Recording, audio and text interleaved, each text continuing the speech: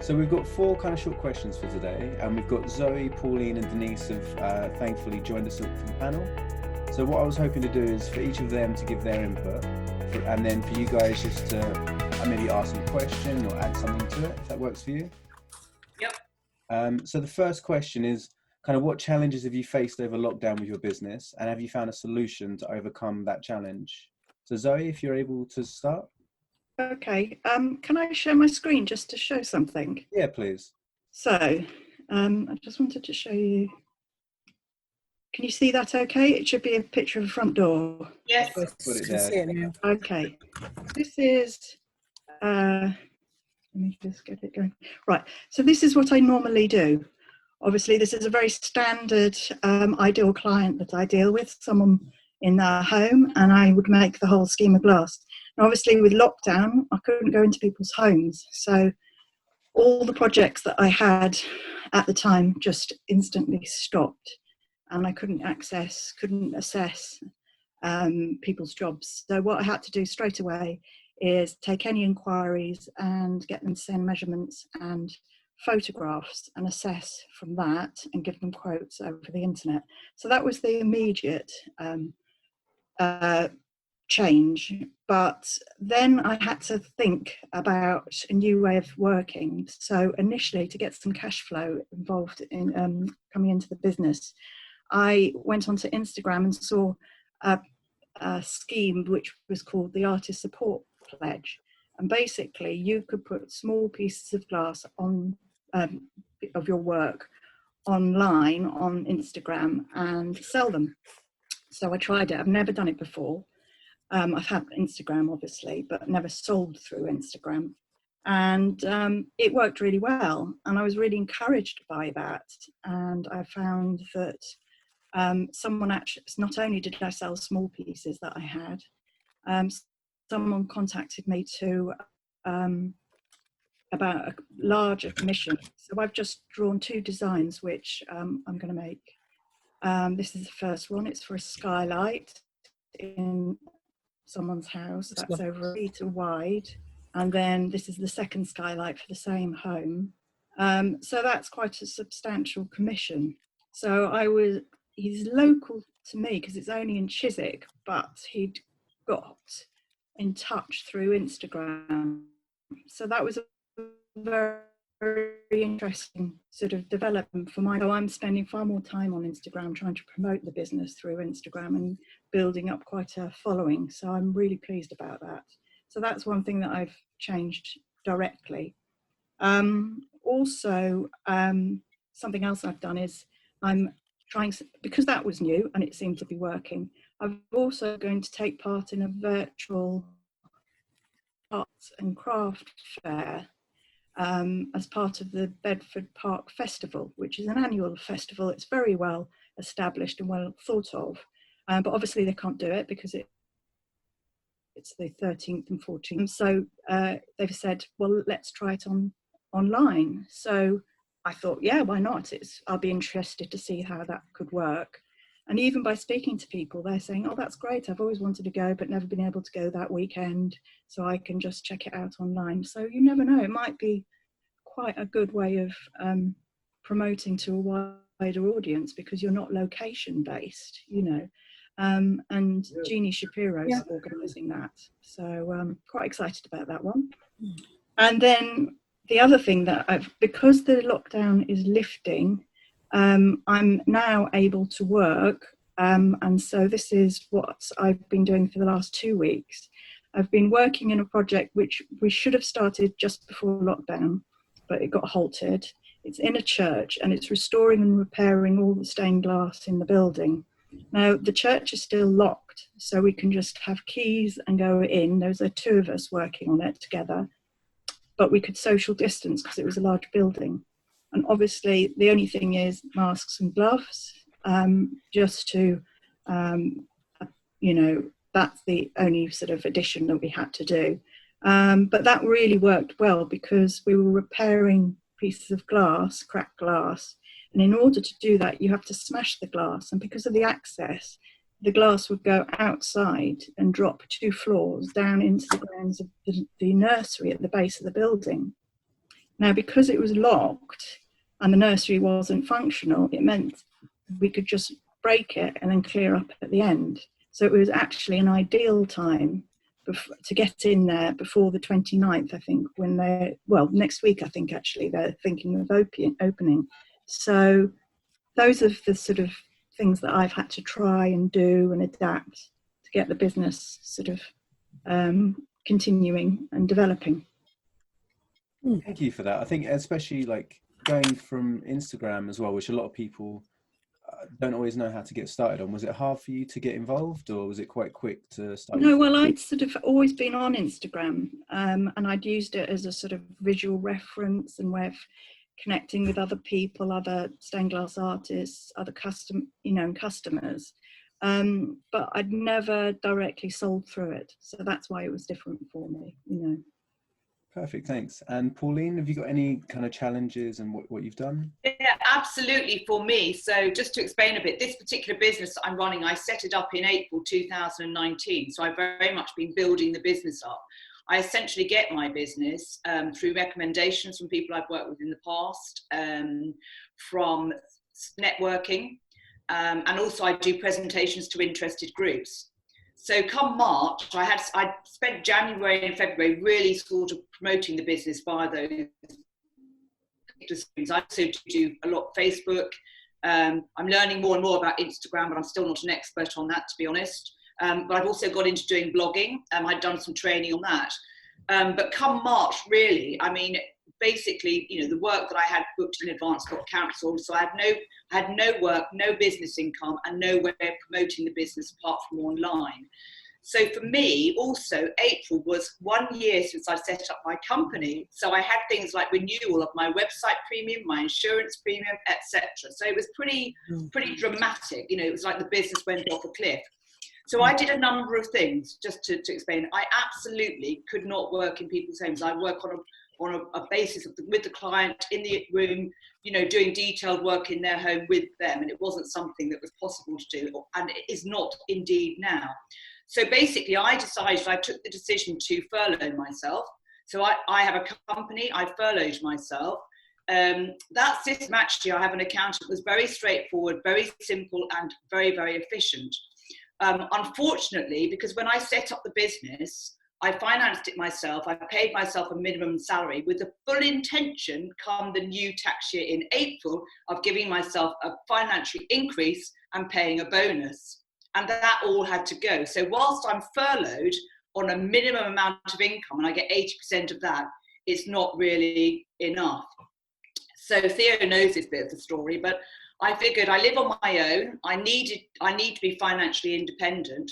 And so I thought outside of the box and I said, okay, I've furloughed myself. Supermarkets are going to need staff. They'll have people off because either they're ill or they have to look after children once the school's closed down. I'm going to go to some supermarkets, cap in hand, and say, do you need anybody? And there's a Morrison's in Ealing. And I went there and I asked to speak to the manager, and I had my CV and I said, I've got my CV, but I need to explain, because if they looked at my CV, they'd think, why is she wanting to do this?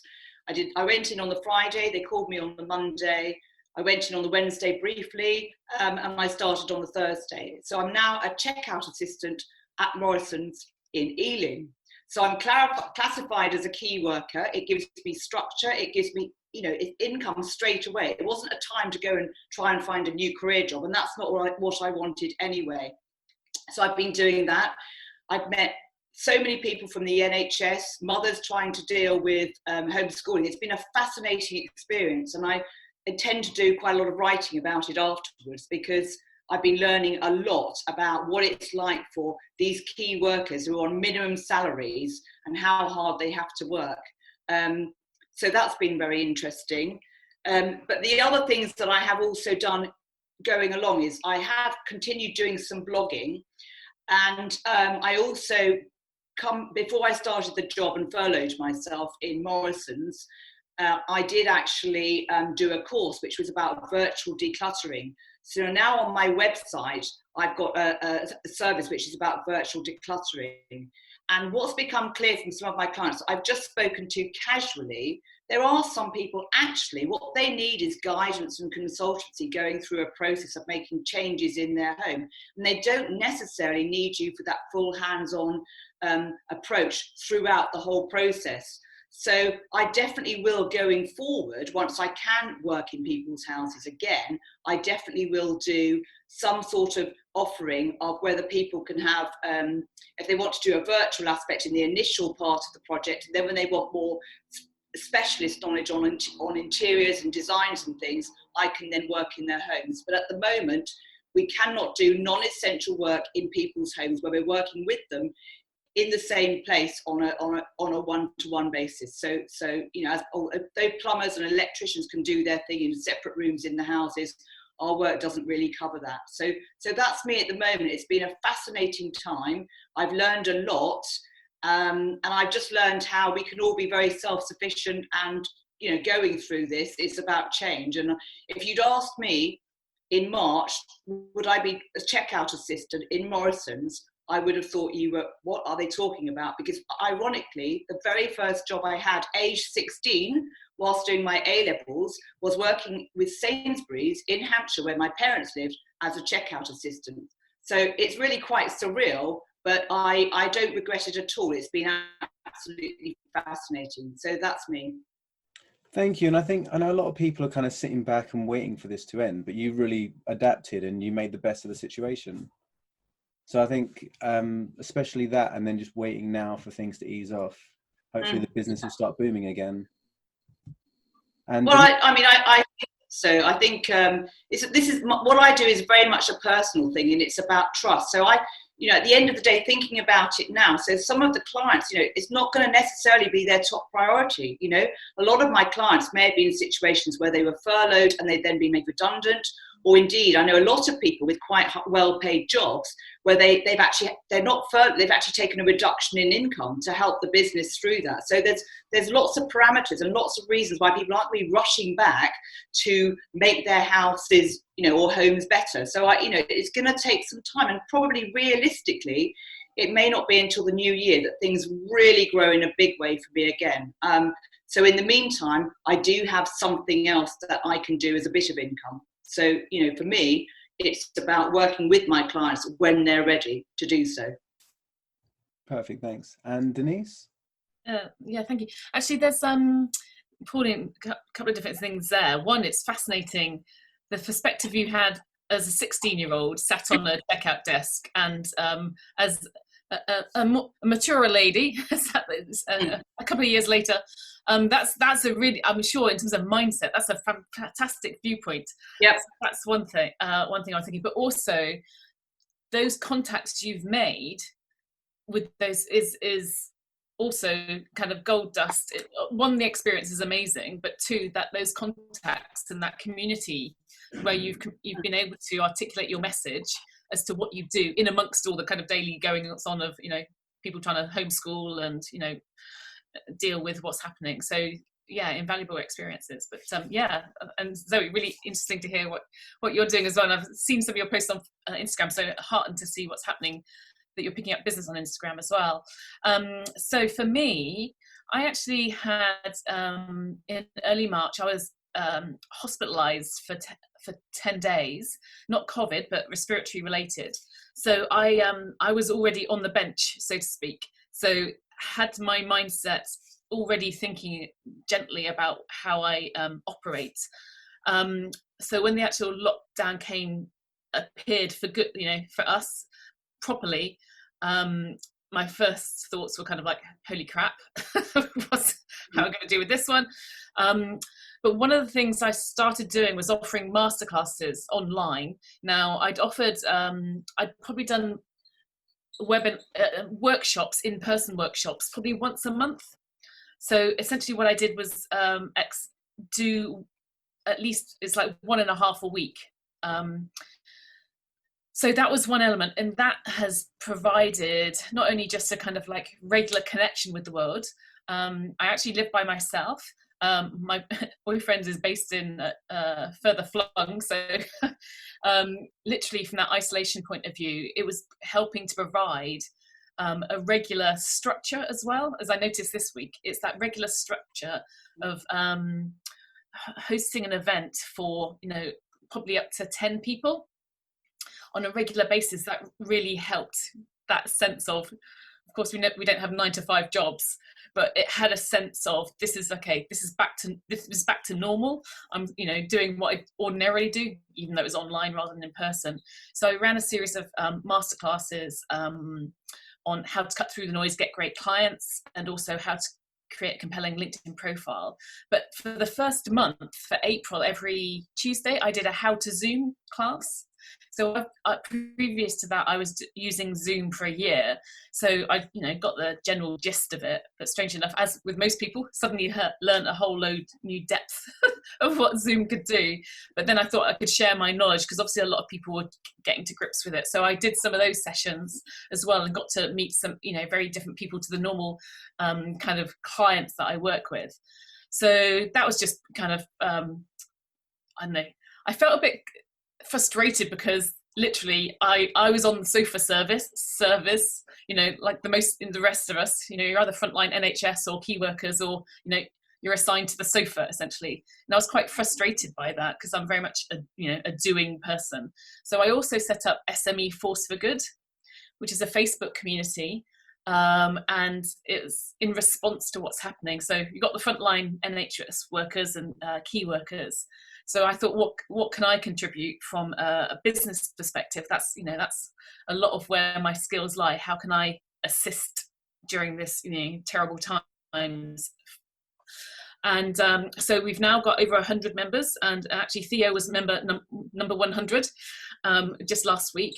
So the idea of that is for kind of philanthropic business owners or entrepreneurs and freelancers to support each other, but to share free content that may be helpful to others in this situation. So, and it's very much not about marketing the heck out of people. It's very much about genuinely offering something that's going to be of service.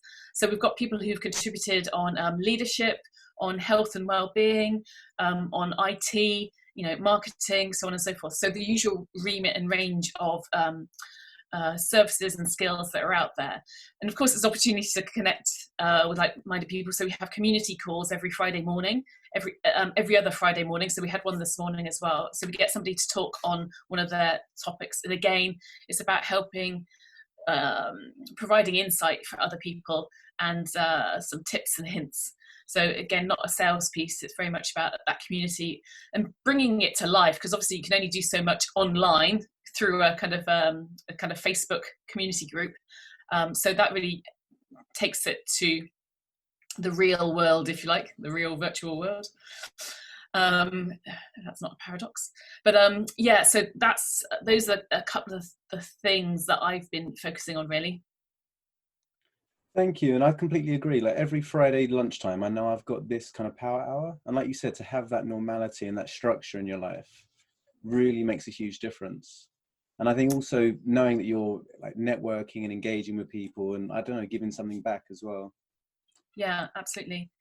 And of course, the usual networking. I mean, I think it's interesting. I've had a number of calls with people where we've said, you know, the networking sessions have been much more productive than, say, taking half a day out. Essentially, when you go to a particular venue, you maybe meet a handful of people where you have kind of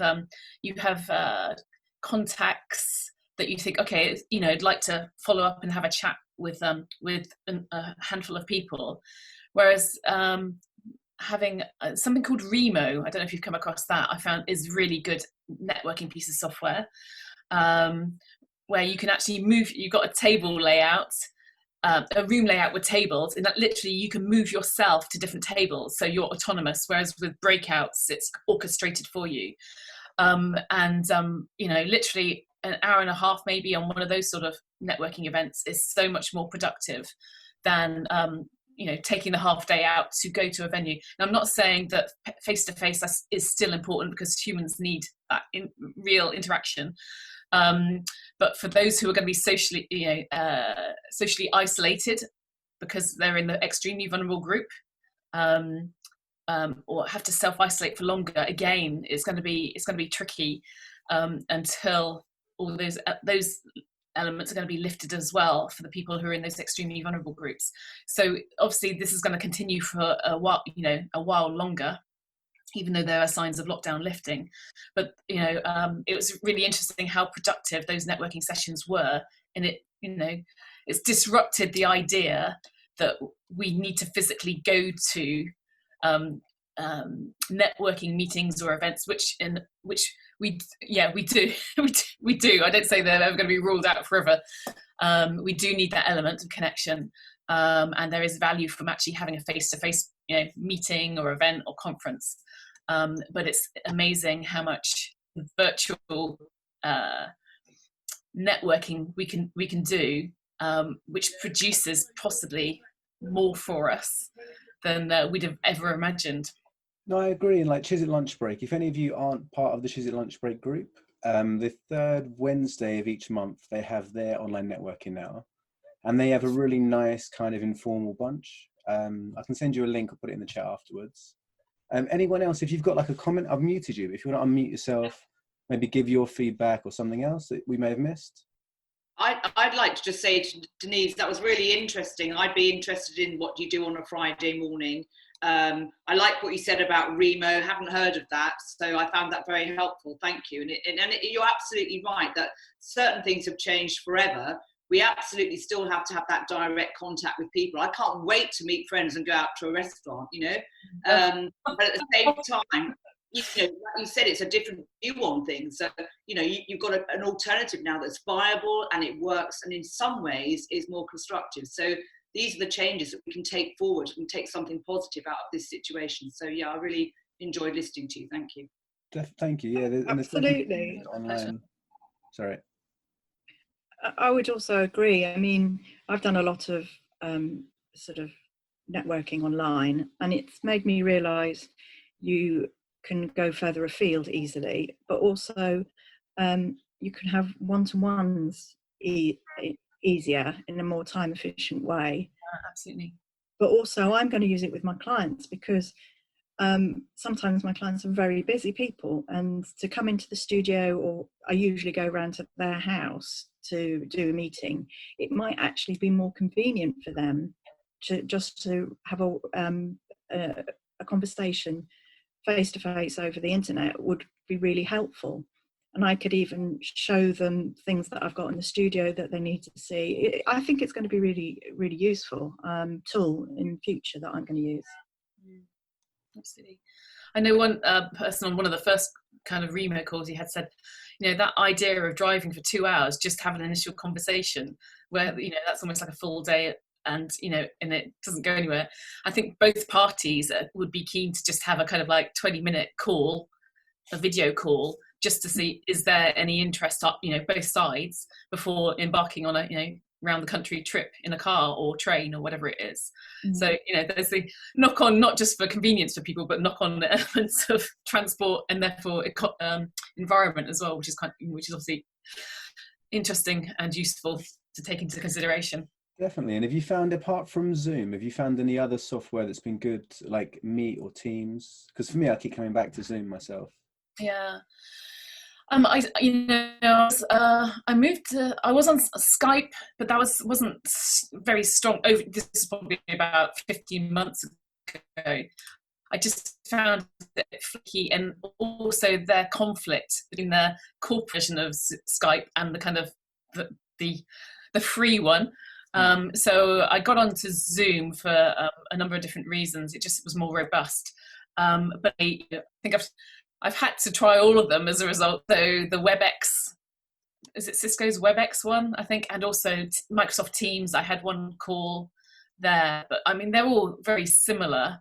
I don't know how Microsoft Teams copes breakout rooms or equivalents, but definitely the Remo takes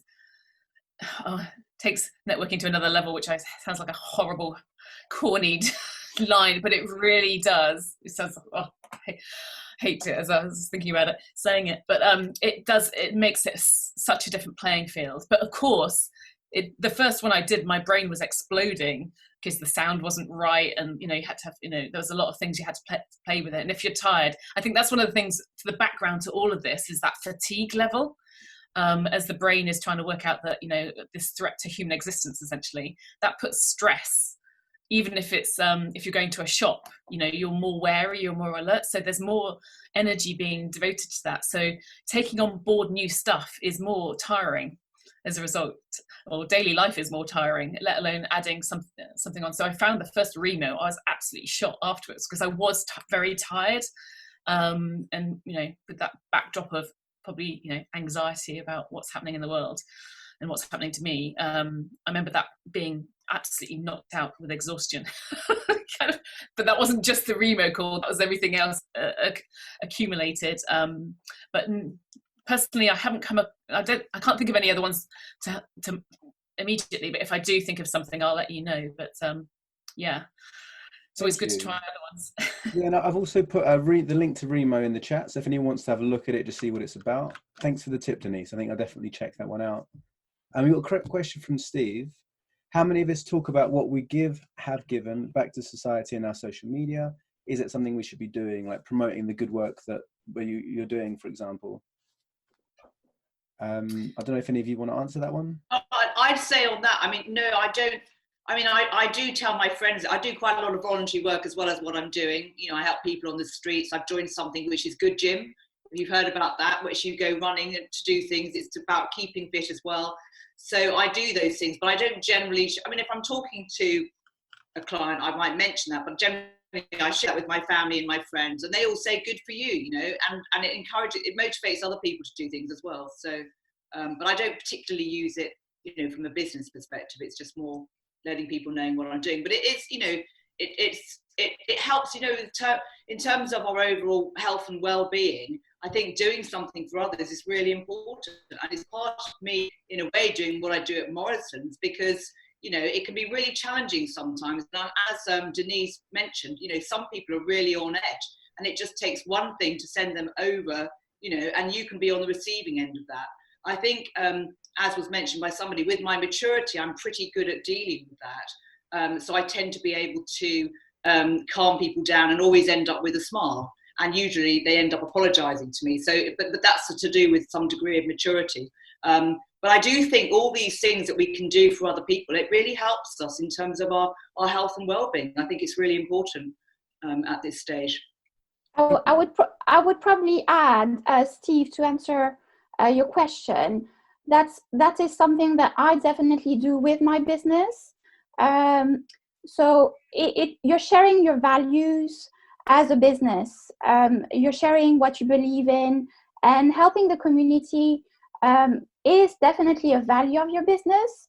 So you could integrate some of those posts to promote your business values. So I would say yes, in little drips and drops. So a little bit of it, not full content. This is something I have done with my business with the lockdown. Theo knows my story. I'm shielding. I have been shielding since the beginning up till July the 10th. So my focus number one has been my health and how to cope with the lockdown. And for that reason, for the first 2 weeks, really, my focus was on wellness. So I joined a lot of community groups, focusing more on wellness, mental wellness, physical wellness, rather than business. And it took me 2 weeks to adjust to the lockdown situation. And this is when I started giving back to my audience, to my customers, by creating the groups that I mentioned earlier for startup entrepreneurs. So yes, to answer your question in short, definitely it's part of your business values, Steve. Thank you. And is there any other comments, or should we go on to the second question? I guess in terms of my SME Force for Good, I've been promoting that as because to get people on board, and for lots of reasons, those who want some bit of support. So after each event or as part of it, I promote the event to get, you know, part of a recruitment exercise, but also to share what we're doing. So I don't see it necessarily as promoting it as part of what I do. It's got its own, I guess, legs. So promoting it. I guess the question, Steve, for you is where are you coming from on that? In terms of, is that something I'm curious about where your question comes from. You're on mute. I'm just gonna unmute you now, Okay. Steve. Steve, you're now unmuted. Oh, you've muted yourself. There you go. Now you're unmuted. Ping pong. Steve, I think his. Okay, maybe we'll move on from this. Sorry. And No. I'd like to pick up with you, Denise, afterwards, the best ways to kind of promote events, because obviously I'm doing this weekly event, and I'm just trying to obviously focus on the value, focus on what people are going to get from each topic, and then knowing how to kind of promote it in a way that will really, well, help people and get their attention.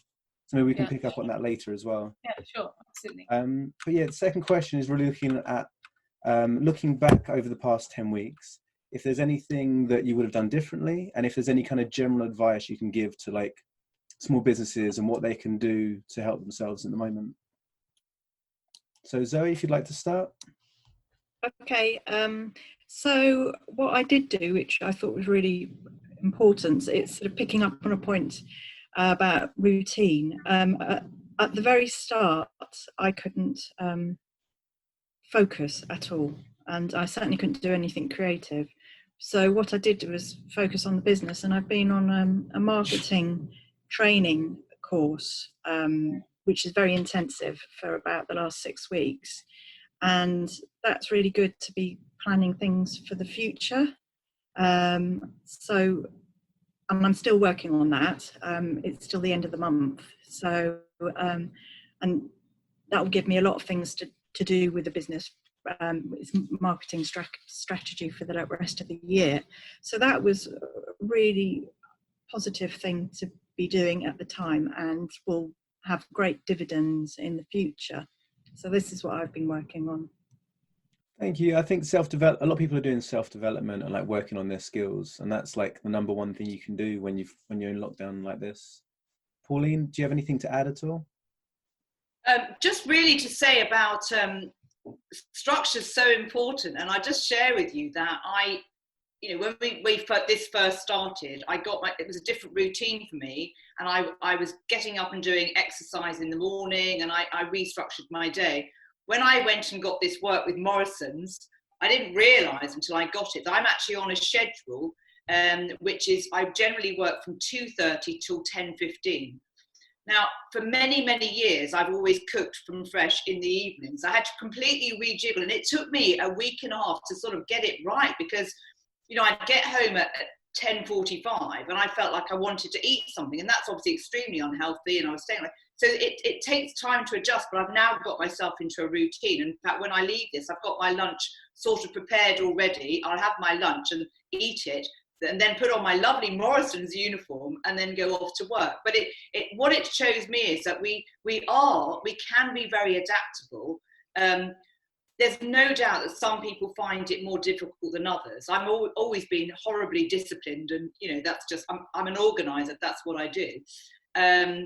And what I realized through this, and I take on board what others have said about helping people, is that and I say on my website that fundamentally, what a lot of the things that I do and I help clients with, for example, is that what people find difficult, I find easy. It's as simple as that.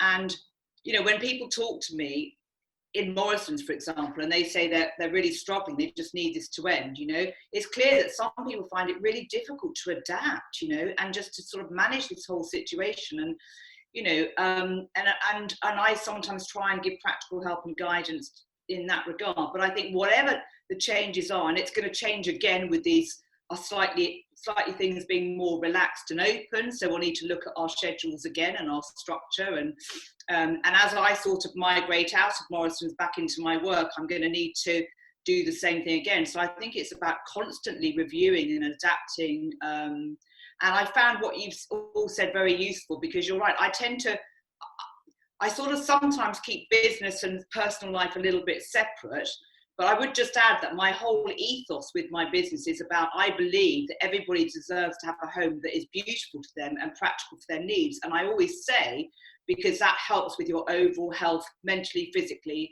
and your well-being. Because if you've got a home that uplifts you when you walk into it, you're more likely to do positive things for yourself, like go for the jog that you promised yourself in the morning, or cook yourself a healthy, nutritious meal. So I link the whole thing in, but it's been very helpful what other people have said.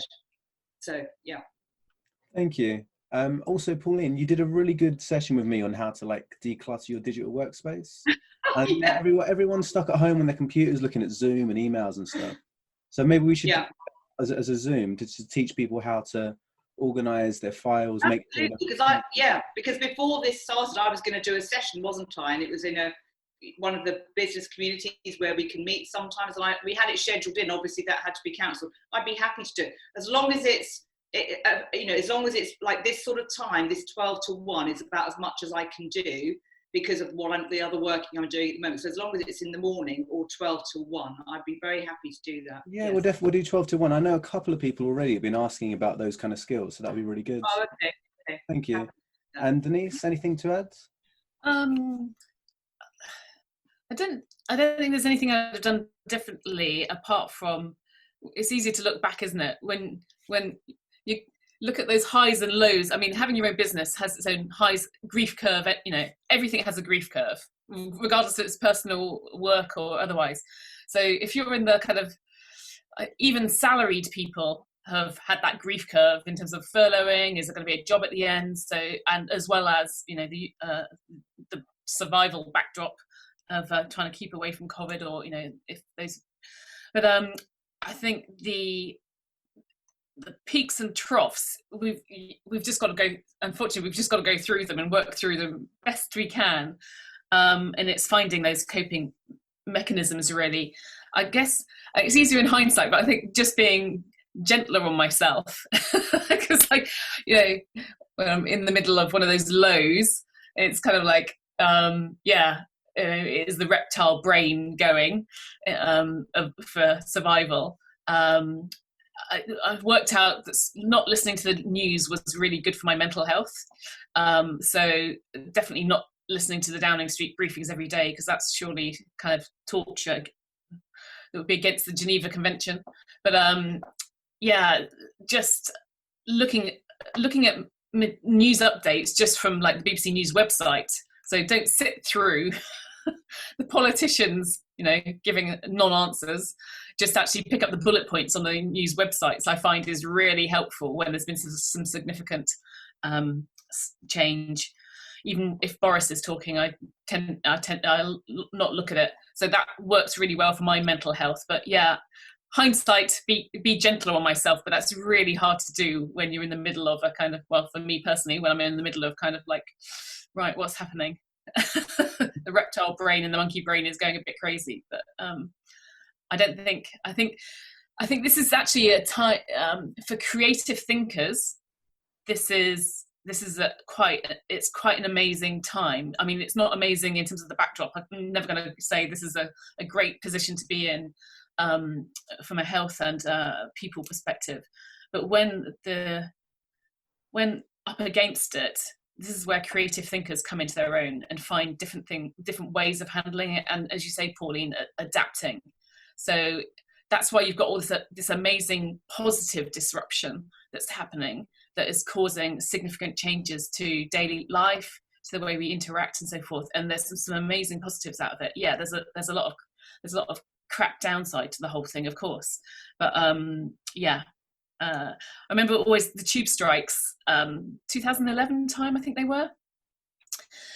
They did the analysis, so people had to find new ways of travelling to work. And once the tube journey started again, 5% of people continued with their new route, which presumably must have been walking or cycling or some other mechanism that didn't involve taking the tube. And that 5% made a massive difference to the infrastructure, to the overall running of the tube, because of that overcapacity. So that shows the resilience and the creativeness of people. But if you imagine the amount of disruption and positive impact this Corona times have had in all sorts of different areas. So absolutely there are positives from, really terrible backdrop. So it'd be fascinating to see how those continue, whether it's the fact that, an older the more mature population are doing online shopping, something they'd never have considered doing if they've got access to the internet. Of course, not everyone does or is comfortable using it. But there's been major shifts. I mean, as another example, I'm sure I attended my first web funeral last Friday, so I'm not sure if that happened before. I don't know, but for people who can't be in the country for somebody's funeral, I can see that being, or for people who, physically can't, are in the same area. So all those things that I don't, as significant changes that we'd never even considered before.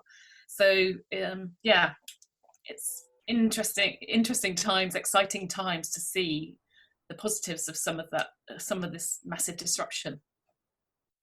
Thank you, and I completely agree. I've actually been to a web funeral myself, and it really made the difference to be able to be there and to see what was going on. And I think there is definitely going to be a shift towards more video communication. One other thing as well. So obviously I'm quite social, like doing the events and networking. And I know, and from the beginning, I made like a little core group. So all of Jeannie, Sarah, and a few others, we kept like a core business group.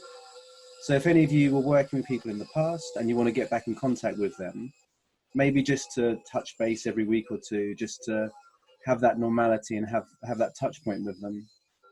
Again, you can do that through SME Forces for Good, or you can do it for other networking events as well. Has anyone got something else to add? Just something like you wish you would have done it from the start, or that you might consider doing now?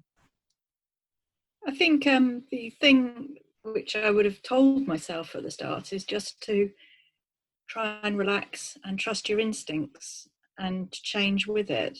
And because I initially thought I'll have to mothball the company, I'll just have to shut it down until it's all back open again.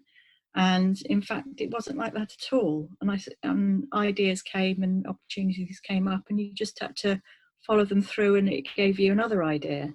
So it's sort of trust your instincts and adapt, and try not to worry too much about it. And that's sort of what I would say. But the one thing that did happen to me, which really surprised me, was I'd already arranged to go back into the church, as I told you. And the night before I went back into the church, even though I knew it was going to be okay, I got a real anxiety attack because I wasn't quite sure what I was letting myself in for, whether I'd made the right decision. But then, as soon as I turned up the next day, it was absolutely okay. So, and I was really surprised by that. But then I just had to accept, well, this is part of the situation. And as you were saying about building, anxiety is there, you might not be aware of it, and it comes out at different times. That was obviously a release for my low-lying anxiety that I generally felt. So it's sort of allow the emotions to come and go as well. You try to be professional, but it is an awkward and difficult time. So that's what I've sort of learned from it, I think. I think that's really good. Like, as going on from what Denise said as well, just being open and being able to say when you're stressed or when you can't do these certain things. Because most people working in an office, they're not used to not having that contact and just having this like weird kind of bubble we've been in for the past few months. So that's really helpful. Has any of the guests got anything to add? Yep, Kathy, I'll just unmute you. Just give me 1 second. There you go. You're just being unmuted now. It should let you speak. There you go. Yeah, I think while we're in this lockdown, it's quite I can sit in the garden and not spend any money at all. But it's when we come out of lockdown and realising that actually I can't afford to do any of the things that I did before. And I think that's going to be a stage that is really, really difficult because I recognise that I'm on minus income. At least the earliest we're going to get paid is September. I think that is going to be a really, really difficult thing to get used to, is having two loss-making businesses. Mm. Yeah. I know there's a lot of support. I know Hounslow Council, Kensington and Hammersmith, they're doing kind of extra support for small businesses. So I'm working with Upstream. So if you wanted some like a boost to get you started in September, October, there might be some options available there. What borough do you live in? Sorry, Kathy. Kensington and Chelsea. So Oh, it's perfect. Yeah. interesting. So I'll email you Um, afterwards. And there's a program going. There's one at Portobello and then one down at Hammersmith. Okay, that's not very far at all. Well, neither of those are very far because I'm at the sort of Shepherd's Bush end of Kensington and Chelsea. So, Oh, there's one in the Shepherd's Bush Library as well, and it's a bit. oh, Of, that's very close actually. That's only about 15 minutes walk, as they've is got Portobello Road. So, oh, sweet, and they've got some free training, but then they've also got mhm. help on funding and looking at any other grants and support you can get. I mean, everyone's in a bad situation, so it's just making it a bit easier and more manageable for people. Because I'm trying not to buy more stock than what I'm getting in, but like every month I'm buying slightly more stock than money I'm getting in. So eventually I'm going to turn the bulb list round into a profit. But I think it will be a good year before I make any profit out of travel, to be honest. Mm. And I So think that's hard. So with me, it's not a light switch. It's going to be very, very gradual into making money at all. And that's something I'm just not used to. I'm working with another travel consultant, and they're actually looking to offer people buying like e-vouchers. So saying if you get something now, you get a 10-20% discount for your travel next year, just so that I they. don't know how anyone's offering a 20% discount. I don't earn anywhere near that. It's just to get some income in this year, so they can focus on their work for next year. Yeah, but there's so many outside factors governing that. When are the FCO going to lift the restriction? When are this 14-day quarantine going to lift? When can we actually sell any UK holidays? I mean, until I know those things, I daren't even advertise anything, frankly. I don't know if it's going to be an end to it in July or August or next. I mean, I'm happy to sell 2021, and I did actually sell a cruise for 2021 a couple of days ago, and it felt so good because that's the first actual holiday that I've sold since the 1st of March. And I'm like, whoa, it makes you feel so good. But, that's 3 months since I've sold another holiday. Normally at this time of year, I would be absolutely non-stop from 6 a.m. until 12 p.m. processing holidays.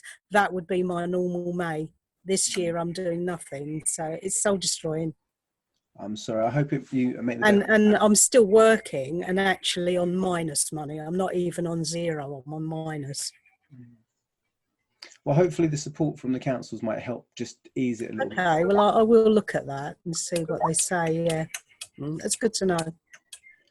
I've got a question from Steve. Do you think in the travel industry we should have followed other European countries and get isolation? I guess that's insurance and the start and come. I don't know if you can see the chat and see what Steve's question for you, Kathy. Okay. Chat.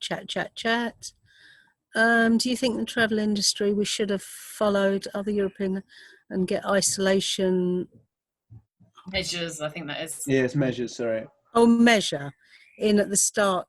Yeah, definitely. I mean, bringing this in now is just far too late. All it's done is killed it a bit more for us. It's like the airlines have had to lay off about 10,000 people. 50, I think it's nearly 20,000 people, just the airline industry alone. And we're sort of forgotten. But it's only now that anybody's starting to even think about the travel industry. It's it should have been brought in at the start. If it was brought in May, there'd be an end to it by now. Thank you. And the last kind of question is really looking at what resources, is there anything else people have found that's helping them along? So for me, using Trello is keeping me productive, using Zoom's keeping me in contact, and then really just finding all these other bits just to keep your momentum going. Don't know, Denise, if you have any other tools you found? Tell me, what is Trello actually? So Trello's productivity tool. So if you're like trying to get into a routine, trying to organize yourself, kind of like an online tool to get your to-do list, your priorities, everything in place, and make sure that you're always on top of your goals. I use it for itineraries, to Yeah. do some itineraries, you know. And you can So share it with people as well. I guess you share that with the clients. good. Yeah. I use it with my clients, yeah. We actually did a topic on it 2 weeks ago on Trello. Mm. So there'll be like the highlights from that coming out soon as well. Yeah. Okay. No, I haven't got any tools. That structure thing really. And you got, as a general tip, you may be doing this, Kathy, already, I'm sure, is actually just keeping in touch with your existing clients. Just hi, how are you getting on? Because you know it's unusual circumstances, and it gives a great opportunity to make. Speaking with my existing clients, just to kind of like that sense of normality again, or a small moment of sense of normality. I found that really helpful for both parties, to be honest, as part of that, like trust element. And that's always going to be helpful all round. So in whatever we can do, and that, Steve, comes back to your point of that,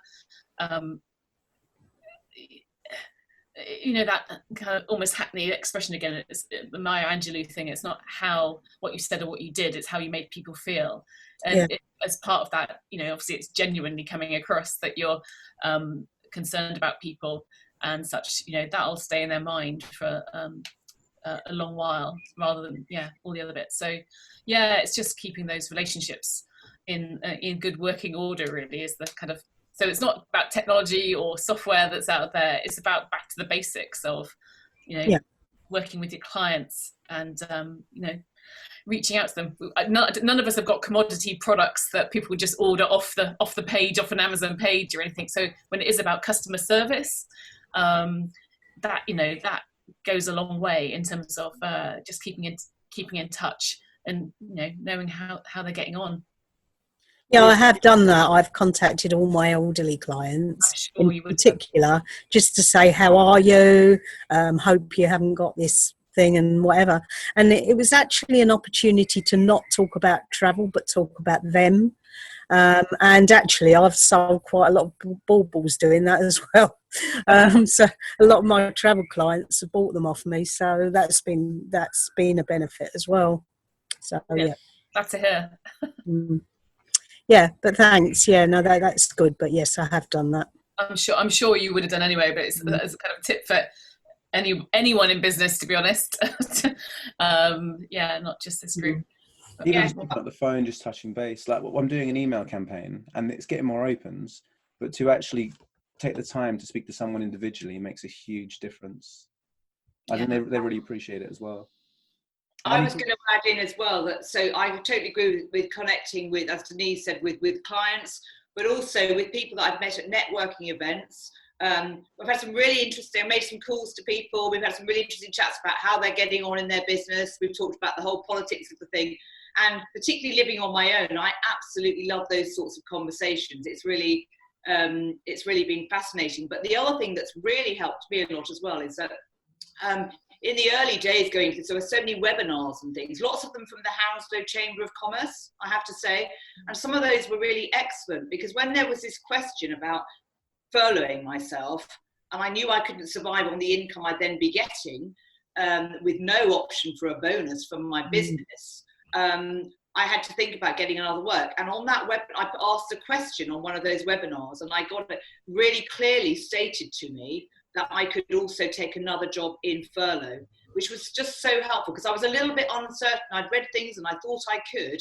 So those webinars were fantastic, for me. And what was also became clear, which was still, they were very informative, but I did realise, because of my situation and when I set up the business, etc., most of the things that there were, from the councils, etc., I was not eligible for. And that's where I said, well, okay, I'm all right, I can furlough myself and I'm going to go and get a job. And I went out there, and I was very, very blessed that actually for me it's quite easy, and I don't know how that happened. I was blessed, but I did find those webinars really useful. So I think the way, I would just like to add to this group, that the way that the small business groups and communities and this sort of thing, Theo, you've done some great things, have got together, has just helped us all through this, because I find it really inspiring, just hearing about people that, we've all had different difficulties, but we've all found ways of managing, with Denise talking about what she does, and also Zoe, I love what you said but also Kathy with your baubles. And I saw Kathy's baubles at a fabulous networking event, and they are terrific.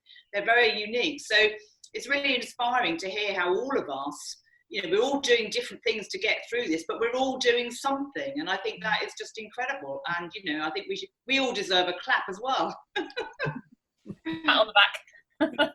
Yeah, well done for surviving. Exactly, it's good. Actually, one thing I would add is I did a socially distanced walking meeting probably a week before last, which was like, it was a delight. Because I live on my own, also actually walking with somebody, which I haven't had a chance to do since probably January. So, and just meeting face to face. Zoom does a lot. You know, but it is more demanding from the energy point of view. Yeah.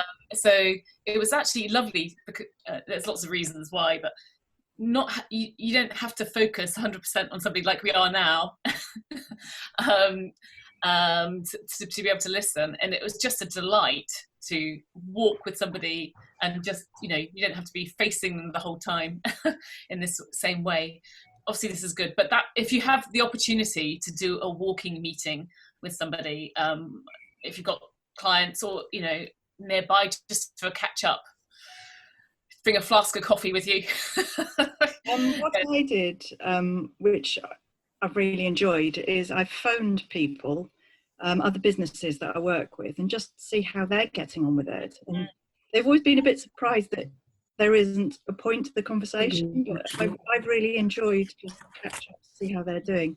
And also I've been sending out thank you cards to customers to say if they've written me a review in the past or they've recommended me to other people, you know, because I think, you know, those sort of contacts, which I should be doing anyway, I just thought now I have the time and they might really appreciate it. So I've, you know, that's also something I've been doing.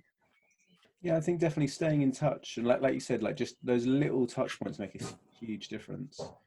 And also now they're allowing, I think, 6 people to meet from Monday. So I'm sure people can go. You can go out to an outdoor space, maybe a nice park, especially while the weather is 25 degrees, and yeah, just catch up and try and rekindle those connections. And on a side note, the pubs are opening, so they're doing like outdoor beer and pizza. If any of you like pizza occasionally, a lot of the ones around Ealing are now starting to slowly open. Yeah, maybe visit lunch break. We can have 6, you know, different groups of 6, essentially on the green. Like a real life breakout room. I think I could do that by Turnham Green Station. That nice little green there. That'd be beautiful. Or yeah, just by we meet where is it? By the Lamb, and there's actual Turnham Green, the church where the church is, not the tube. It's slightly different spot, but even just out the front there on the grass. Anyway, I think people really appreciate it. I don't know, Shabari or Maz, I know you've been muted. If you're there, have you got anything to add or any comments? I know Maz is a therapist I've been working with. Shabari just joined today. Nope. Any other comments from guys before we close? Just to say thank you, Theo, for organising. I've really enjoyed it. I'm going to have to go pretty quickly because I've got to get ready for my Morrison's job. My pleasure. Oh, yeah. Thanks for coming. Yeah, lovely. I've got to go and declutter. Yeah. And we'll do the digital decluttering maybe 2-3 weeks. Pauline, I'll give you a call. Yeah, whenever. Yeah, let me know. Just let me know. That's fine. Thank you so much. Thanks a lot, Theo. That was really good, really interesting. Yeah. Really good Thanks to very see much. everybody as well. Thank you. Have a lovely Lovely. weekend, guys. Enjoy the weather. Thanks, Theo. Thank you. Bye.